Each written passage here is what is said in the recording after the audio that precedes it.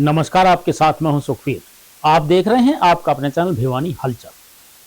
सबसे पहले की नजर आज की न्यूज हेडलाइंस पर। ऑनलाइन इन्वेस्टमेंट के नाम पर धोखाधड़ी करने के मामले में 3 आरोपी गिरफ्तार।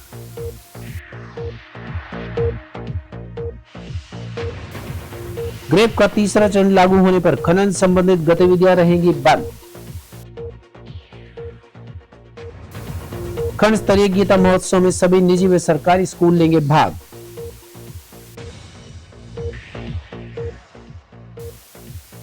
किसान अशोक काद्यान ने एचएयू पर लगाया नकली बीज देने का आरोप। राष्ट्रध्वज चेतना रैली में गूंजा एकता व देशभक्ति का स्वर। एनसीएलओ ने किया मंत्री के आवास का घेराव, सीपीएलओ में कन्वर्ट करने की मांग। जलघर के वाटर टैंक में लगा गंदगी का अंबार। अब खबरें विस्तार से। थाना सदर पुलिस टीम ने फर्जी कंपनी बनाकर लोगों के साथ धोखाधड़ी करने के मामले में 3 आरोपियों को गिरफ्तार किया है। इस बारे में डीएसपी हेडक्वार्टर अनूप कुमार ने बताया कि एक महिला के साथ 1 लाख रुपए की धोखाधड़ी की शिकायत पर पुलिस के द्वारा तुरंत कार्रवाई करते हुए 3 आरोपियों को गिरफ्तार करके गहन पूछताछ की जा रही है ताकि धोखाधड़ी के सभी मामलों का खुलासा हो सके। DSP crime branch Bhiwani Anup Kumar ने बताया कि जिले में मल्टी लेवल मार्केटिंग के नाम पर आम नागरिकों से लाखों रुपए की धोखाधड़ी की गई थी। आरोपियों के द्वारा वेबसाइट बनाई गई जिसके ऊपर आम नागरिकों को इन्वेस्टमेंट करके रुपया दोगुना करने का लालच देकर लाखों रुपए की धोखाधड़ी की गई। अभियोग में प्रभावी कार्रवाई करते हुए थाना सदर भिवानी पुलिस के द्वारा ऑनलाइन इन्वेस्टमेंट फ्रॉड करने के मामले में 3 आरोपियों को गिरफ्तार किया गया है। गिरफ्तार किए गए आरोपियों की पहचान कृष्णा निवासी धूड़ जिला झज्जर, कमल किशोर निवासी भिवाड़ी, राम निवास निवासी कलेवा जींद के रूप में हुई है। पुलिस टीम के द्वारा आरोपियों को माननीय अदालत में पेश कर पुलिस रिमांड पर लिया गया है। आरोपियों के द्वारा फर्जी मल्टी लेवल मार्केटिंग की तर्ज पर सॉफ्टवेयर तैयार किया गया था जिसमें नकली ट्रांजैक्शन, नकली कमाई, नकली लेवल दिखाए जाते थे। लोगों को लुभाने के लिए आरोपियों के द्वारा बड़े बड़े इवेंट और मीटिंग्स का आयोजन किया जाता था जिससे कंपनी वास्तविक और लाभ देने वाले दिखती थी। रिमांड अवधि के दौरान आरोपियों से गहन पूछताछ की जाएगी। ये हमारे पास 5/11/25 को सर सुमन पत्नी अनिल भिवानी ने एक दरखास्त दी थी जिसके अंदर ये मल्टी लेवल मार्केटिंग की जो ये कंपनी है, अपना जो की ट्रेडिंग कंपनी है, इसके खिलाफ उसने एक दरखास्त दी जिसके अंदर जी एक चेन के जरिए ये लोग लगाते थे और उनको अच्छे खासे कुछ दिनों के अंदर, कुछ महीनों के अंदर पैसा डबल करने के उसके एवज में लोगों को साथ धोखाधड़ी की, उसी एवज में इसने एक दरखास्त दी।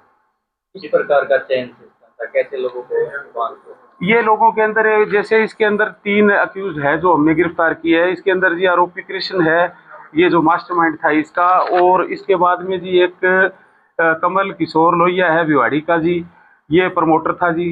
एक फील्ड ऑपरेटर था। ये लोगों को लालच दे के पैसे का कुछ उनके खाते के अंदर पैसे दे दिया करते थे, बाकी वो खाते का ऊपर पैसा चला जाता था लास्ट के जो ये कृष्ण है इनके खाते के अंदर। तो उनको पैसे के लालच में लोगों को डबल पैसे करने के उसके एवज में ये लोग पैसे लगा दिया करते थे। कितने लोगों के साथ और कितने रुपए की ठगी इन्होंने? जो हमारी अभी तक की जो जांच है उसके अंदर 5 लोग हैं जी। इसके अंदर एक भिवानी की है, लेडीज है जो सुमन पत्नी अनिल है, बाकी 4 जींद के हैं जी। 8 लाख रुपए की धोखाधड़ी है। ये अभी ये रिमांड पे हैं जी। इनका जो भी आगे जो आएगा जांच के अंदर वो आपके साथ शेयर किया जाएगा। राष्ट्रीय राजधानी क्षेत्र में बढ़ते हुए वायु प्रदूषण को ध्यान में रखते हुए वायु गुणवत्ता प्रबंधन आयोग द्वारा ग्रेड रिस्पॉन्स एक्शन प्लान का तीसरा चरण लागू कर दिया गया है।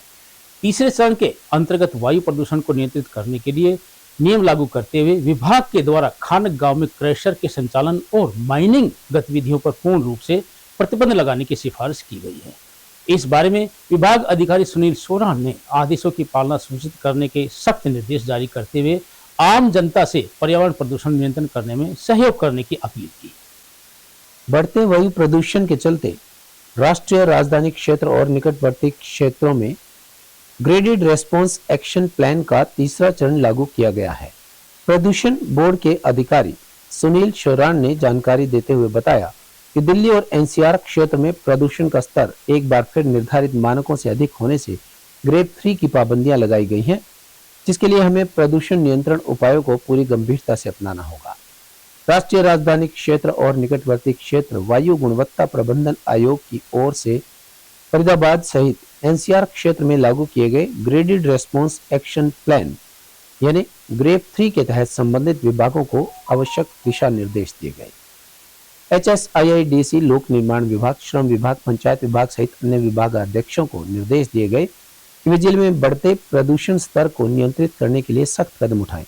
सभी विभाग जिले में एयर क्वालिटी इंडेक्स को नियंत्रित रखने के लिए जमीनी स्तर पर मिलकर काम करें। ग्रेड 3 के तहत धूल भरी सड़कों पर धूल नियंत्रण को लेकर सड़कों की मशीनों और वैक्यूम आधारित सफाई, रोजाना पानी का छिड़काव और धूल नियंत्रण सामग्री का प्रयोग करने के साथ साथ एकत्रित धूल को निर्धारित स्थलों पर निस्तारित करने के लिए निर्देश दिए गए। वहीं उन्होंने नागरिकों से अपील की कि वो ग्रेड के तीसरे चरण के चलते पर्यावरण प्रदूषण को रोकने में सहयोग करें।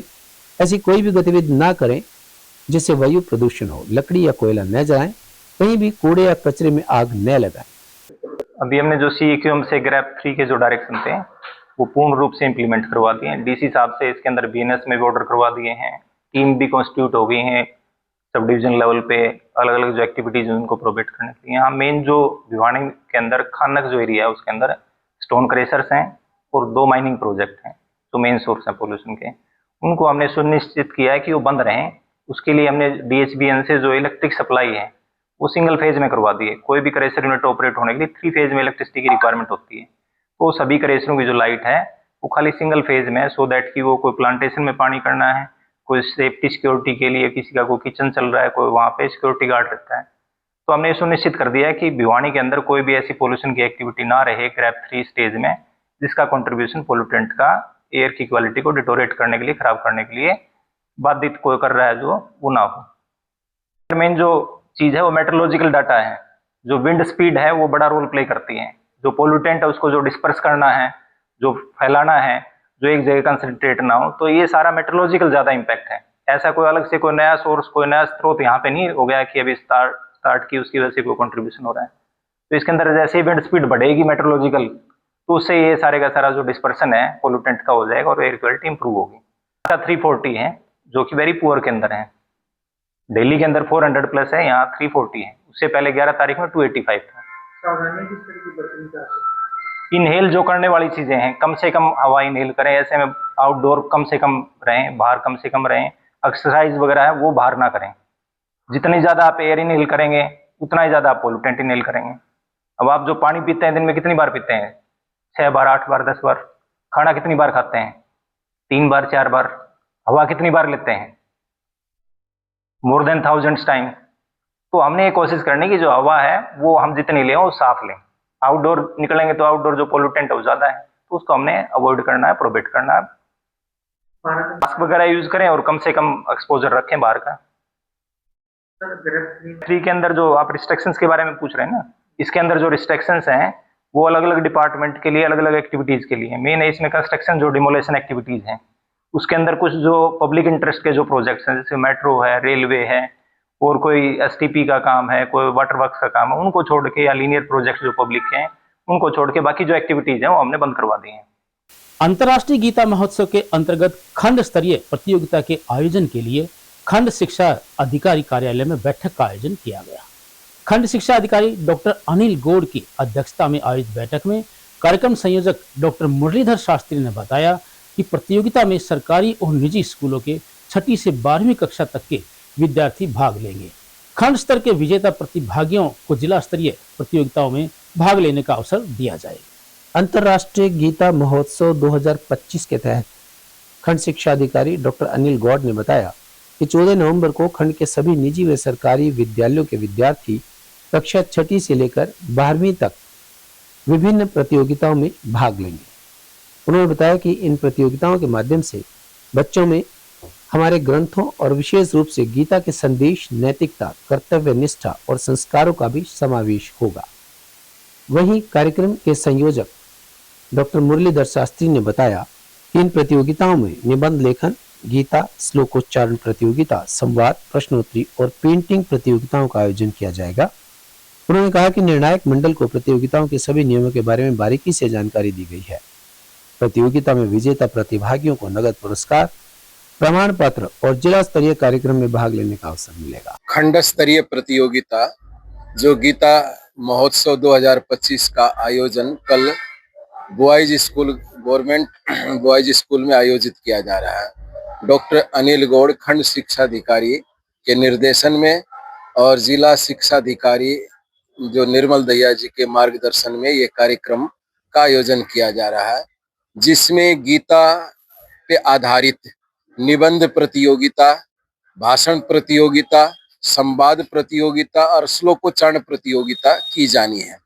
गीता के माध्यम से बच्चों में संस्कार और नैतिकता और सत्यता का कैसे संस्कार आरोपित हो, ये सरकार का उत्तम प्रयास है और इससे बच्चों के अंदर भाव अभिव्यक्ति की क्षमता, भाषण की क्षमता, लिखने की क्षमता विकसित होती है। ऐसे प्रतियोगिताओं से बच्चों में आत्मविश्वास बढ़ता है और कहीं न कहीं समाज में योग्य नागरिक बनने के लिए बच्चे तैयार होते हैं। तो इसमें सरकारी गैर सरकारी विद्यालयों के प्रतिभागी बच्चे भाग ले रहे हैं, काफी उत्साह देखने को मिल रहा है। नमस्कार। अंतर्राष्ट्रीय गीता महोत्सव 2025 जो है खंड स्तर पे मनाया जा रहा है, जिसमें सरकारी और गैर सरकारी विद्यालयों के छात्र छात्राएं कक्षा 6 से 12 तक के विद्यार्थी इसमें भाग ले सकेंगे। यह कार्यक्रम 13 से 15 नवंबर तक सेठ किरोड़ीमल राजकीय वरिष्ठ माध्यमिक विद्यालय भिवानी में मनाया जाएगा। इसका कोऑर्डिनेटर हमने डॉक्टर मुरलीधर द्विवेदी को किया है। इसमें निबंध लेखन प्रतियोगिता, साथ में गीता का श्लोकोच्चारण, भाषण प्रतियोगिता, संवाद, प्रश्नोत्तरी और पेंटिंग प्रतियोगिता रखी गई है। और जो खंड स्तर पे प्रथम, द्वितीय, तृतीय बच्चा आएगा उसको विभागीय नियमों के अनुसार हम सर्टिफिकेट भी देंगे और उसका कैश प्राइज उनके खातों में सीधा जाएगा। उसके लिए विद्यालयों को लिखा गया है कि बच्चे का बैंक का अकाउंट नंबर, उनका यूनिक आईडी कोड नंबर, उनका IFSC कोड वगैरह, ये तमाम औपचारिकताएं पूरी करवा करके भेजें। खंड स्तर पे जो प्रथम आएगा उसको 1100 रुपये का नगद पुरस्कार उसके खाते में जाएगा। जिला स्तर पे जो आएगा उसके 2100 रुपये का पुरस्कार की व्यवस्था की गई है। जो राज्य स्तर पे आएगा उसको 5100 रुपये की व्यवस्था सरकार के द्वारा की गई है। प्रशस्ति पत्र इन तीनों को दिया जाएगा। निर्णायकों का निर्णय अंतिम होगा। गांव बडेसरा के किसान अशोक काद्यान ने हरियाणा कृषि विश्वविद्यालय पर किसानों को नकली बीज सप्लाई करने के आरोप लगाए हैं। उन्होंने बताया कि विश्वविद्यालय से खरीदे गए मूली के बीज के कारण उसे करीब 40 लाख रुपए का नुकसान झेलना पड़ा है। किसान ने बताया कि कृषि विश्वविद्यालय को शिकायत के बावजूद खेतों का निरीक्षण करने के बावजूद फसल नुकसान का कोई भी मुआवजा नहीं दिया गया है। पीड़ित किसान ने कृषि विश्वविद्यालय से नुकसान की भरपाई करने की मांग की है। गांव बडेसरा के किसान अशोक काद्यान को हरियाणा कृषि विश्वविद्यालय हिसार से खरीदे गए मूली के बीज PB2 के कारण करीबन 40 लाख रुपए का भारी आर्थिक नुकसान झेलना पड़ा है। किसान का आरोप है कि विश्वविद्यालय द्वारा उपलब्ध करवाया गया बीज PB2 नकली निकला, जिसके चलते उनकी पूरी 10 एकड़ की फसल बर्बाद हो गई। अगली फसल की बुआई प्रभावित ना हो, इसके कारण उन्हें मजबूरन मूली की फसल पर ट्रैक्टर चलाना पड़ा। किसान ने इस संबंध में HAU को शिकायत दी है, जिसके बाद विश्वविद्यालय की टीम ने मौके का दौरा भी किया, लेकिन मुआवजे को लेकर कोई ठोस आश्वासन नहीं दिया। किसान अशोक काद्यान ने बताया कि इस बिजाई के लिए उन्होंने HAU हिसार से बीज खरीदा था, जिसका पक्का बिल भी उनके पास मौजूद है। जब मूली की फसल तैयार हुई तो मूली के चारों ओर सिर्फ जड़ ही जड़ बन गई। उन्होंने बताया कि उनके खेत की मिट्टी बालू है तथा सिंचाई भी मिनी स्प्रिंकल प्रणाली से की गई थी। उन्होंने तर्क दिया कि बालू मिट्टी मूली की अच्छी वृद्धि के लिए उपयुक्त मानी जाती है, जिससे जड़ें पतली होने के बजाय मूली की ग्रोथ अच्छी होनी चाहिए थी। उन्होंने स्पष्ट किया कि मिट्टी या सिंचाई में कोई कमी नहीं थी, बल्कि यह लाखों रुपए का नुकसान सिर्फ और सिर्फ नकली बीज PB2 के कारण हुआ। और इन मूलिया का बीज पाया खराब, और इसमें भाई का भारी नुकसान हो गया। ना तो भाई की ट्रैक्टरी किस्त दी जाती, ना बालक पढ़ाए जाते। भाई बहनी रहा करता, बहनी वाले खर्चे भी कोई उठ दिहाड़ा झुपड़ी खा दे कोठे का गए इसमें रहा है। और ना सरकार सुनाई कर दी, ना कोई अधिकारी सुनाई करता इसकी। इसका तो मोटा नुकसान हो गया, करोड़ों रुपया का। ठीक है, क्या मांग करते हो? मांग तो यह करा इन्हें उचित मुआवजा दिया जाए, जो इसकी मूली बेके थी उतने पीछे दे दे HAU, अरे वो अपने गुजारा बसर कर ले। कि में ये बानी पड़ी है, तो दिखे है, आम आदमी ने दिखे है। बात तो भाई खड़ी मूली बाण लाग रहा है इनमें कि में कोई नहीं। और बड़ेसरा में मेरी ज़मीन है, मैंने वहाँ पर ये अशोक भाई थे जो मेरे साथ में, उसने कई किलो मूली बोई थी, उसी पे बीज लिया था। हिसार यूनिवर्सिटी में तो बीज ले आए थे, उसके कारण हमारा बहुत ज़्यादा नुकसान हुआ, जिससे हम ना तो बड़ा कहीं स्कूल की फीस दे पा रहे ना और खर्चे निकले। कुछ पैसा दो रहा था वो भी लग गया हमारा इसके मूली की खेती पर। तो अब क्या चाहते हो? अब चाहते हैं कि किसान हमारे सरकार हमें मुआवजा दे या कोई और समाधान करे। इसकी 10 एकड़ में हमने मूली बो दी थी 8वें महीने की 20 तारीख ने, और इनको आज हमने बाना पड़ रहा है। जो बीज खराब लकड़ गया, एक एक मूली में तो 4-4 टांग सी लकड़ गई और जड़ होगी। और आज हमने इस पूरे खेत को एक बच्चों की तरह हमने पाला था, क्योंकि हमारे और बाकी खेत में तो बाढ़ आ गई, यही बचे हुए थे, वो तो धान तो मर गए थे। अब मूली पे ही आस थी, ना बच्चों की फीस दे पा रहे, ना ट्रैक्टर की किस्त भर पा रहे, ना बिजली के बिल भर पा रहे। बुरा हाल है, आर्थिक स्थिति बड़ी कमजोर हो गई है, क्योंकि जो पास थे वो इसमें लगा दिए। लागत हमारी 40 लाख के आसपास हमने इन पे खर्च कर दिए कम से कम। तो कितने की बिकनी थी प्रति एकड़? ये प्रति एकड़ है ना, जो हमारा जिस हिसाब से हमने बोई थी उस समय मूली 30 रुपए किलो किसान की बिक रही थी मंडियों में, तो ये मूली हमारी 1.5 करोड़ से भी ऊपर बिकनी थी। कितनी पैदावार होती है? एक एकड़ में यूनिवर्सिटी के हिसाब से 250 क्विंटल पर एकड़ के हिसाब से वो बता रहे थे कि 250 क्विंटल पर एकड़ के हिसाब से होगी। तो 10 एकड़ में थी ये 2500 क्विंटल के आसपास, हमारी 3000 क्विंटल के आसपास ही हमारी मूली थी। लेकिन इसमें हमारा बड़ा नुकसान हो गया, बड़ा आर्थिक कुछ कम ज्यादा हुई है, कैसे हुई है? नहीं, पत्ते बढ़िया हैं, सारी चीज बढ़िया है, लेकिन ये जड़ खराब होगी, इसकी वजह से इनकी बिक्री नहीं रही। तो वो क्या कहते हैं, आपको मुआवजा देंगे, नुकसान की भरपाई?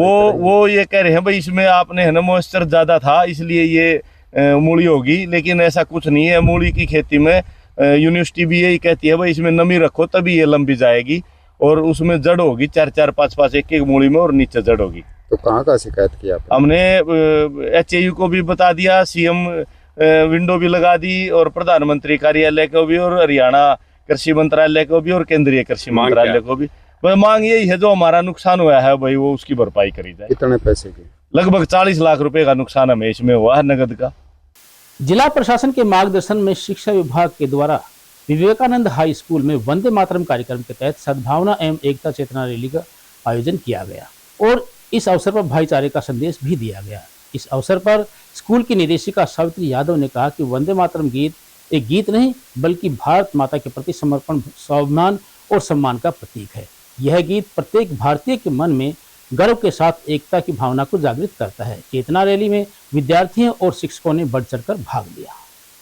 केंद्र व प्रदेश सरकार के आह्वान पर जिला शिक्षा विभाग एवं जिला प्रशासन के मार्गदर्शन में विवेकानंद हाई स्कूल भिवानी में वंदे मातरम कार्यक्रम के तहत सद्भावना एवं एकता चेतना रैली निकाली गई। इस रैली में सैकड़ों विद्यार्थियों व शिक्षकों ने भाग लिया। सभी प्रतिभागी अपने हाथों में राष्ट्र ध्वज तिरंगा लेकर उत्साहित और गौरवान्वित नजर आए।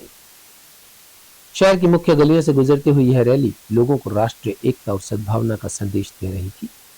विद्यालय की निदेशिका सावित्री यादव ने कहा कि यह गीत स्वतंत्रता संग्राम से लेकर आज तक भारतीयों के मन में राष्ट्र प्रेम की ज्वाला जलाता हुआ आया है।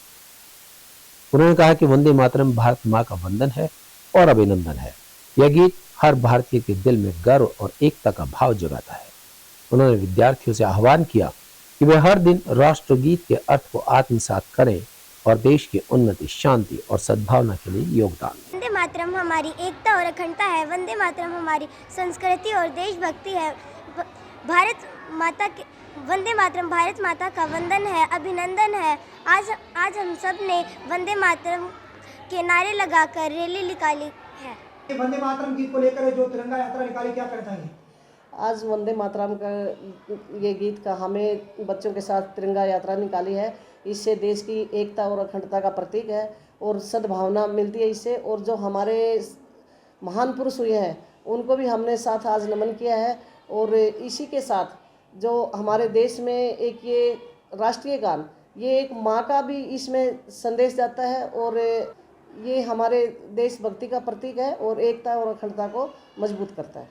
Local committee local operator union ने नेहरू पार्क में एकत्रित होकर अपनी मांगों को लेकर प्रशासन के खिलाफ प्रदर्शन किया। यूनियन के जिला प्रधान परवीन ने बताया कि क्रीड विभाग में फैमिली आईडी और अन्य कार्य करने के लिए CPLO की भर्ती करके गांव में कार्य करवाया गया था, लेकिन इस काम को युवाओं को कोई कमीशन या वेतन नहीं दिया गया। उन्होंने सरकार से मांग की है कि जिस पद के लिए उन्हें नियुक्त किया गया है उस पद पर उनकी ज्वाइनिंग करवाई जाए। उन्होंने अपनी मांगों को लेकर मंत्री श्रुति चौधरी के आवास का घेराव भी किया। Local committee local operator Nehru park में एकत्रित हुए। यहां से विरोध प्रदर्शन करते हुए मंत्री श्रुति चौधरी के आवास पर पहुंचे। मंत्री श्रुति चौधरी के आवास का घेराव करते हुए उन्होंने नारेबाजी की और उनके पीएम को एक ज्ञापन सौंपा और कहा कि उनकी मांगों को लेकर जल्द से जल्द वो बड़ा आंदोलन करने वाले हैं यदि उनकी मांगें पूरी नहीं की जाती हैं। एलसीएलओ यूनियन हरियाणा के जिला प्रधान प्रवीण ने कहा कि 2023 में क्रिड डिपार्टमेंट में सीपीएलओ क्रिड पंचायत लोकल ऑपरेटर की पोस्ट पर भर्ती निकाली थी। इसमें एक व्यक्ति को गांव की पंचायत में बैठाया था। इसके बाद वह व्यक्ति पंचायत का काम करेगा और फैमिली आईडी का काम करेगा। इसके लिए 2 परीक्षाएं भी ली गई जिसके लिए 1000 रुपये फीस ली गई। ज्वाइनिंग के समय पद नाम बदलकर सीपीएलओ से एलसीएलओ कर दिया गया और कुछ को सीपीएलओ बना दिया गया, बाकियों को एलसीएलओ बना दिया गया। उन्होंने कहा कि सीपीएलओ को 6000 रुपये और इसके बाद 18 महीने तक काम करवाया गया। इस काम का न तो कोई वेतन दिया गया न ही कोई कमीशन। उनकी मांग है कि सरकार ने जिस पद का एग्जाम लिया उसी पद पर ज्वाइनिंग दी जाए। वहीं कामरेड ओम प्रकाश ने कहा कि 2023 में हमारे युवाओं का सीपीएलओ पद के लिए टेस्ट हुआ था। 1000 रुपये फीस देकर 2 पेपर लिए गए। 90,000 बच्चों ने परीक्षा दी जिसमें 9 करोड़ रुपए सरकार को मिले। अब इनकी ज्वाइनिंग सीपीएलओ की बजाय एलसीएलओ कर दी गई। अब इन्हें न तो वेतन दिया जा रहा है और न ही कोई कमीशन दिया जा रहा है। मेरा नाम परवीन है, मैं भिवानी जिला प्रधान एलसीएलओ यूनियन सीटो अंडर रजिस्टर्ड। तो हमारी जो मांग है, हमारी सिर्फ एक छोटी सी मांग है। पहले मैं एक बार थोड़ा सा बता देता हूँ कि क्या हमारा इशू है और कैसे क्या कुछ है। तो 2023 में सरकार ने, हरियाणा सरकार ने एक भर्ती निकाली थी। इस भर्ती के अनुसार उनको हर पंचायत में एक ऑपरेटर लगाना था, सीपीएलओ क्रिड पंचायत लोकल ऑपरेटर। उसके लिए इन्होंने 2 एग्जाम करवाए, 1000 रुपये पेपर की फीस ली। दूसरा एग्जाम जो था नेगेटिव मार्किंग के साथ था। तो उसके बाद में जब हमारी ज्वाइनिंग दी गई तो ज्वाइनिंग के टाइम में हमारा पदनाम बदल के एलसीएलओ रख दिया गया। जो हमने एग्जाम दिया था सीपीएलओ पोस्ट के लिए दिया था और जो हमारा पदनाम बदल के दे दिया गया एलसीएलओ दे दिया गया। एलसीएलओ का मतलब है लोकल कमेटी लोकल ऑपरेटर। तो उसमें जो दिया गया, जो सीपीएलओ को जो तनख्वाह दी गई वो मात्र 6000 प्लस में कमीशन दिया गया। और जो हमारा पदनाम बदल के हमें ऑफर किया गया, हमें 0 सैलरी ऑफर की गई कि आपको कोई तनख्वाह नहीं मिलेगी, सिर्फ कमीशन मिलेगा, वो भी काम करेगा। तो जो हमने काम किया उसके बाद उसके काम का भी हमें कोई भी कमीशन नहीं मिला। आज तक 18 महीने हो चुके हैं हमें। और उसके साथ साथ हमारा क्या नाम है, कुरुक्षेत्र में धरना चल रहा है। 2 महीने के आसपास वहाँ हो चुके हैं। हमारे साथी कुरुक्षेत्र सीएम सिटी के अंदर धरने पे बैठे हुए हैं, दिन रात का वहाँ पे धरना चल रहा है। तो उसी के रिगार्डिंग आज हमने यहाँ पे अपना प्रदर्शन करके, रोष प्रदर्शन करके, और हम जो श्रुति चौधरी जी के आवास है तो उसी के लिए हमने आज श्रुति चौधरी जी के आवास का घेराव किया है और उनको ज्ञापन दिया गया है। कामरेड ओम प्रकाश अखिल भारतीय किसान सभा का जिला प्रधान है। आज यहाँ ये जो हमारे युवा साथी हैं, इनको 2023 में सीपीएलओ की पोस्ट निकाली गई थी और 1000 रुपये इनसे फीस ली गई थी। 90,000 लोगों ने 9 करोड़ रुपए सरकार के खजाने में जमा करे। इनके 2 एग्जाम हुए हैं, प्रिलिमिनरी एग्जाम और फाइनल एग्जाम। और इनको सी ग्रेड नियमित कर्मचारी मानना था क्रीड पंचायत लेवल ऑपरेटर, लेकिन इनको ना तो तनख्वाह दी जा रही है और इनको लोकल कमेटी लोकल ऑपरेटर के नाम से इनका पद बदल दिया और कोई तनख्वाह इनको दी नहीं जा रही। इन बच्चों का शोषण किया जा रहा है। हरियाणा सरकार को हम कहना चाहते हैं कि कम से कम ऐसी शर्मिंदगी तो ना करो। आपने एग्जाम लिया है और आपने फीस लगाई है और कोई नियमित आप भर्ती नहीं कर रहे इनको, ये बिल्कुल गैर कानूनी काम है हरियाणा सरकार का। इन बच्चों का शोषण कर रहे हैं, इन युवाओं का। हम ये कहना चाहते हैं मुख्यमंत्री जी, इन बच्चों को परमानेंट भर्ती करो सीपीएलओ में, जो आपने वादा किया था। जन स्वास्थ्य विभाग के द्वारा पेयजल सप्लाई के लिए बनाए गए पानी के टैंक दूषित पेयजल सप्लाई का कारण बन रहे हैं। इस बारे में नागरिकों ने बताया कि पानी के टैंक पूरी तरह से गंदगी से अटे पड़े हैं, जिनके कारण नागरिकों को दूषित पेयजल प्रयोग करने पर मजबूर होना पड़ रहा है। इस बारे में विभाग अधिकारियों को अवगत करवाया जा चुका है, लेकिन ऐसा लगता है कि विभाग अधिकारियों का इस ओर कोई ध्यान नहीं है। जन स्वास्थ्य विभाग के कनिष्ठ अभियंता ताजदीन ने बताया कि विभाग के द्वारा नए टैंक बनाने के लिए कार्य के एस्टीमेट पेंडिंग पड़े हैं। एस्टीमेट पास होने के बाद जल्द ही समस्या का समाधान कर दिया जाएगा।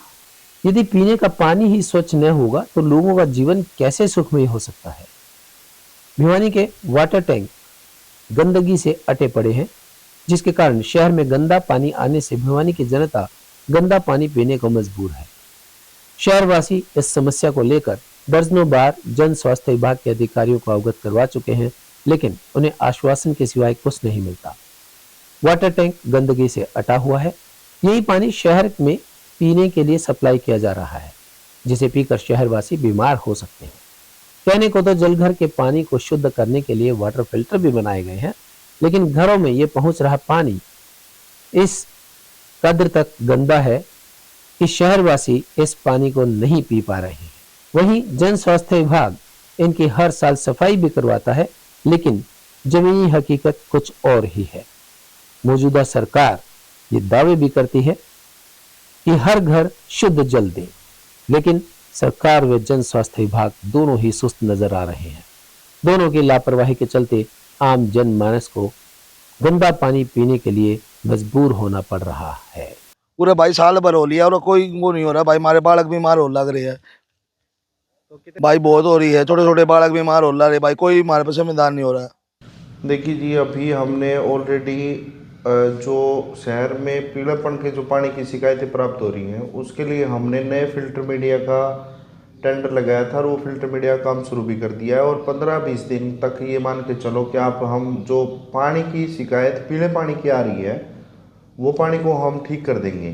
क्योंकि हम इसमें चाह रहे हैं कि हमारे जो पुरानी WTP है उनमें हम नया फिल्टर मीडिया चेंज कर दें, जो कि बहुत पुराने सालों से मतलब कि उसमें डला नहीं था। तो फिल्टर मीडिया चौक भी था और उसमें जो चौकिंग की वजह से हमने ये सोचा कि भाई नया जो मीडिया है वो डाल के हम पानी की सफाई कर दें। तो ये हम आप मान के चलो कि ये 15-20 दिन के अंदर आपको ये पानी जो पीलेपन की जो शिकायतें आ रही हैं वो प्राप्त नहीं होंगी। और दूसरी बात, जो आप टैंकों की सफाई के लिए बोल रहे हो, जो नए जो बहुत पुराने टैंक हो चुके हैं उनको हमने नए टैंक बनाने का प्रोविज़न ले रखा है। वो एस्टिमेट हमारा टेक्निकल सेंक्शन हो चुका है, एडमिनिस्ट्रेशन अप्रूवल के लिए वो हेड ऑफिस में पेंडिंग है। तो वो जैसे ही होगा तो हम इसका काम शुरू करवा देंगे जी। राउंड फिगर की तो बात हम नहीं बता सकते। हम इसकी एस्टिमेटेड कॉस्ट जो है वो 235 करोड़ रुपए है।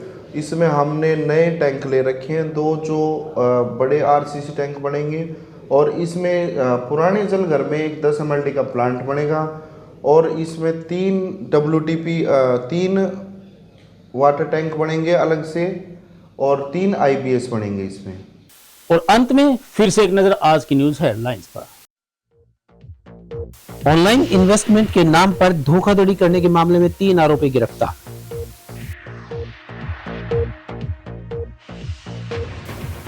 ग्रेप का तीसरा चरण लागू होने पर खनन संबंधित गतिविधियां रहेंगी बंद।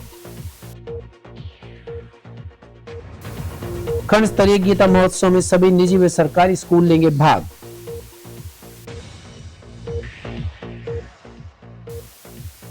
किसान अशोक काद्यान ने HAU पर लगाया नकली बीज देने का आरोप। राष्ट्रध्वज चेतना रैली में गूंजा एकता व देशभक्ति का स्वर। NCLO ने किया मंत्री के आवास का घेराव, CPLO में कन्वर्ट करने की मांग। जलघर के वाटर टैंक में लगा गंदगी का अंबार। अब मुझे दीजिए इजाजत। देखते रहिए आपका अपना चैनल भिवानी हलचल।